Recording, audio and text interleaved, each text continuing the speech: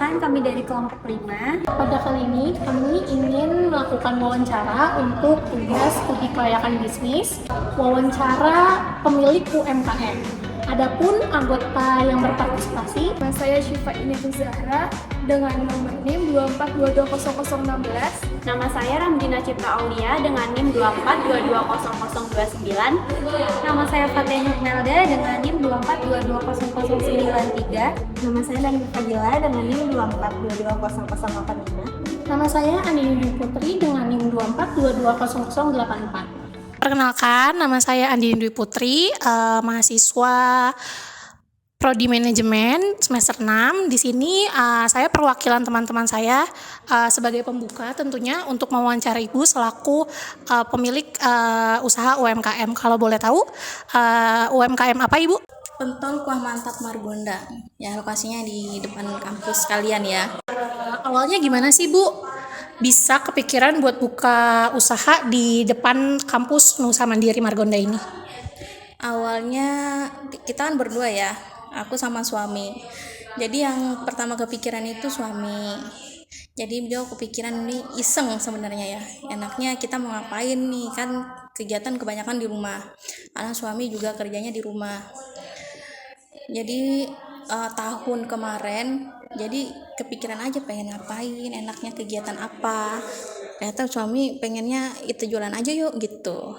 Jualan juga jualan apa. Jadi kita sebelum buka itu prosesnya panjang ya, enggak langsung besok kita mau dagang ini nih buat ini, enggak. Jadi kita ngelihat yang pertama yang bikinnya tuh simple, yang kira-kira orang suka.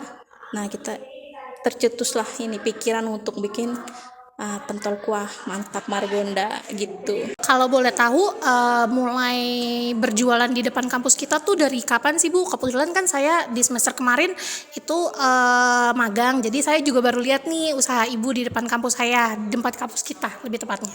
Mulainya tahun kemarin ya. Kalau prepare-nya kan dari sekitar awal tahun kemarin. Cuman eksekusinya itu pas ospek kemarin 2024.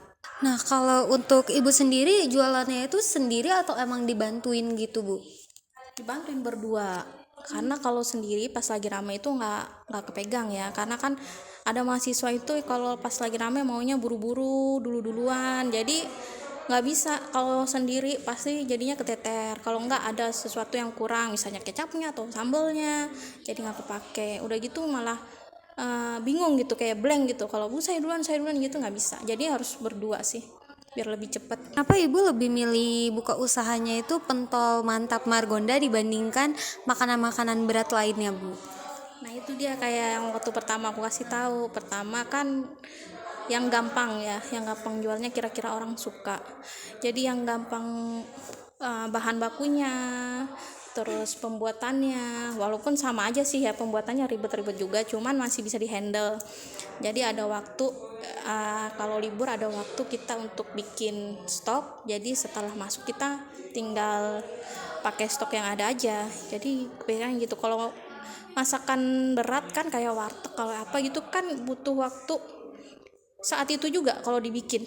Jadi masakannya itu kan harus fresh ya, nggak bisa dibikin frozen. Kalau pentol kan bisa dibikin frozen gitu sih. Kalau untuk buka tutupnya tuh dari jam berapa aja tuh, Bu? Kalau prepare ya, dari prepare awal itu subuh ya, sekitar jam 4 itu prepare untuk di rumah. Terus bukanya itu jam 8, itu udah ready sih di depan. Kalau jam tutup itu sih fleksibel sih ya, karena kan kita milik sendiri, jadi nggak tergantung waktu. Misalnya dari bos harus jam segini tutup, jadi sehabisnya atau memang kita pengen tutup udah cukup nih, jadi kita tutup mau jam berapa aja. Atau nanti kita misalnya kan kelas malam juga ada, jadi kita nunggu kelas malam dulu juga. Jadi sekitar jam, kalau sore itu jam 5, kalau malam itu sekitar jam 7. Pernah juga sih sampai jam 8 gitu. Pertanyaan selanjutnya, siapa sih Bu yang mendesain menu pentol ini Bu? Apakah menggunakan jasa desainer atau membuat desain sendiri? Menarik banget soalnya kalau dilihat-lihat. Kebetulan suami aku, beliau punya percetakan ya, jadi basicnya itu memang didesain. Jadi semua yang desain mulai dari gerobaknya itu sampai desain dan lain-lain itu suami sih. Kalau alasan ibu memilih warna merah nih Bu untuk standnya, itu kenapa? Kenapa harus warna merah? Karena biar menarik perhatian ya. Karena warna merah itu kan cerah ya, terang gitu. Iya. Dan kalau kena lampu juga kan dia kan kelihatan menyala kan. Jadi itu pertama, biar menarik perhatian orang. Jadi orang tuh tertarik pertama untuk melihat. Kemudian dia bisa baca menu. Nah, syukur-syukur dia beli gitu. Terusnya menurut Ibu seberapa besar pengaruh desain menu terhadap keputusan pembeli pelanggan? Kalau menurut aku sih besar banget ya, pengaruh banget tuh untuk branding pertama. Jadi kalau desain kita menarik, orang itu akan penasaran untuk datang, untuk melihat, oh itu ada apa sih gitu. Itu dia jualan apa sih? Karena dari penampilan itu kan kelihatannya bagus gitu. Jadi pertama kalau orang datang di tempat yang kurang bagus secara desain kan orang nggak tertarik untuk melihat ada apa atau yang dijual apa. Jadi itu sangat berpengaruh banget sih kalau menurut kita ya. Kalau boleh tahu, strategi marketing apa aja ya Bu untuk diterapkan supaya pentol ini tetap ramai sampai sekarang? Kalau strategi marketing itu pertama dari segi branding ya, penampilan, terus desain, terus dari warna itu, terus sama komunikatif sih kalau menurut aku. Jadi ketika pembeli datang, kalau ada interaksi antara pembeli dengan penjual kan kita seperti akrab gitu. Jadi yang beli juga nyaman, jadi ramah gitu. Jadi kalau kita misalnya jualnya judes, udah bootsnya nggak menarik, kita jualnya juga galak, jadi kan orang juga males untuk ibaratnya mau balik lagi, mau beli lagi kan juga orang udah males duluan. Walaupun rasanya oke, tapi kalau dari pelayanannya kurang oke kan juga ini ya. Dan juga itu soal rasa kan juga kan yang penting orang masuk gitu di lidahnya. Terus harga jualnya juga yang ramah di kantong. Pertama kan ini kan jualnya kan di area kampus, jadi harus harus sesuai kantong sama mahasiswa lah. Jadi kalau misalnya dia uangnya cuman ada segitu ya masih bisa beli produk kami gitu, masih ikut bisa merasakan. Karena kan kita jualnya juga nggak terlalu mahal. Terus gimana cara Ibu mengembangkan brand awareness pentol ini dan gimana caranya menarik mahasiswa sebanyak itu untuk membeli dan datang lagi gitu Bu? Pertama sih kalau kita kan nggak pakai iklan ya, jadi dari omongan aja. Terus mungkin kita kasih tahu tetangga saya jual pertama ya. Terus ya itu buat sesuatu tuh agar menarik, jadi orang itu tertarik untuk datang. Harga itu juga, jadi orang akan secara nggak langsung dia akan ngomong gitu dari mulut ke mulut, di sini nih aku beli ini gitu, pasti orang bertanya gitu beli dari mana. Jadi secara penjualan itu seperti itu sih untuk iklannya ya. Untuk promosinya berarti dari mulut ke mulut. Dari mulut ke mulut itu yang pertama, karena kita nggak pakai iklan. Ya betul, Selain karena kan itu UMKM juga ya. Iya. Walaupun pakai iklan jadinya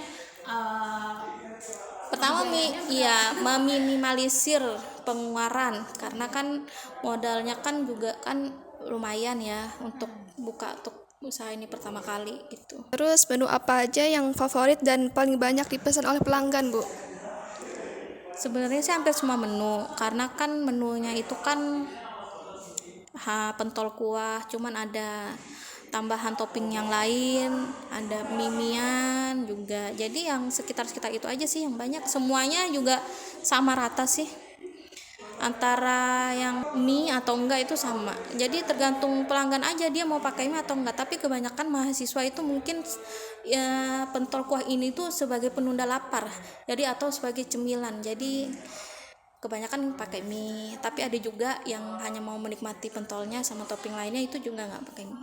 Kalau boleh tahu, Ibu bisa sebutkan nggak apa aja sih isi pentol-pentol yang Ibu jual?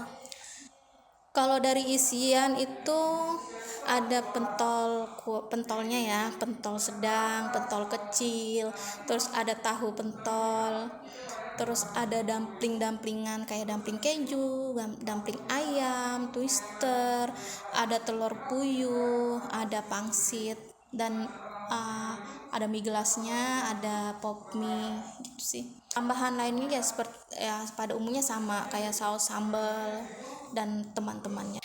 Kalau boleh tahu juga nih Bu, bagaimana perkembangan omset dari awal Ibu buka sampai sekarang? Kalau omset alhamdulillah sih bagus ya, dari pertama jual itu sampai sekarang alhamdulillah sih naik omsetnya gitu.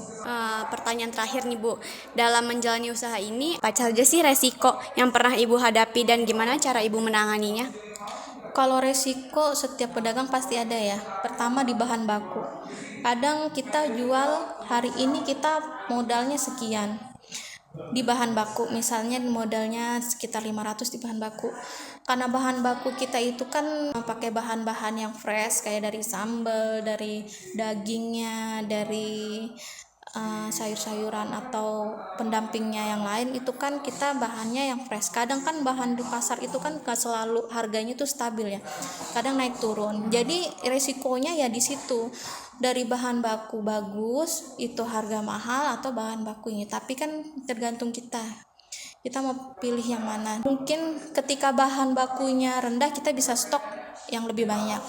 Untuk kayak bahan daging-dagingan gitu kan kita bisa bikin untuk stok ya, karena dia bisa awet kan kalau di freezer. Kalau kayak cabe atau daun-daun seledri gitu kan nggak bisa di stok karena dia kan akan layu. Walaupun kita sudah bersihkan di kulkas dia memang segar, tapi untuk beberapa hari ke depan setelah 3 hari itu tetap akan layu. Yang resikonya ya di situ, kita harga murah tapi ketika harga jual di pasar tinggi jadi bahan baku kita akan naik tapi kita harga tetap sama seperti sebelumnya gitu, atau bahan bakunya lagi di pasar lagi jelek nih, sudah jelek mahal gitu. Resikonya sih di situ sih. Untuk pertanyaan penutup, apa harapan Ibu untuk usaha ini ke depannya? Kalau harapan semua pedagang sih menurut aku sama ya, pengennya tuh usahanya itu awet, berkembang, banyak disukain orang, banyak orang balik lagi untuk beli, itu sih. Oke Ibu, terima kasih untuk wawancara singkatnya nih. Kami sangat-sangat terbantu ya untuk tugas ini, dan kita juga tahu nih dari marketing Ibu, penjualan, serta gimana strategi Ibu supaya pembeli itu balik lagi, repurchase gitu. Untuk kedepannya kan tadi Ibu bilang mau supaya gimana caranya usaha UMKM Ibu di depan kampus kita ini manjang gitu kan, dan biasanya itu ya berkembang dengan yang dimana mahasiswa itu datang lagi, karena kan mahasiswa itu tahun ke tahun pasti beda-beda ya Bu, ada yang lulus, ada yang baru masuk gitu. Guys, gitu aja untuk wawancara tugas mata kuliah studi kelayakan bisnis. Saya selaku MC mengucapkan terima kasih kepada Ibu dan teman-teman sekalian. Wassalamualaikum warahmatullahi wabarakatuh.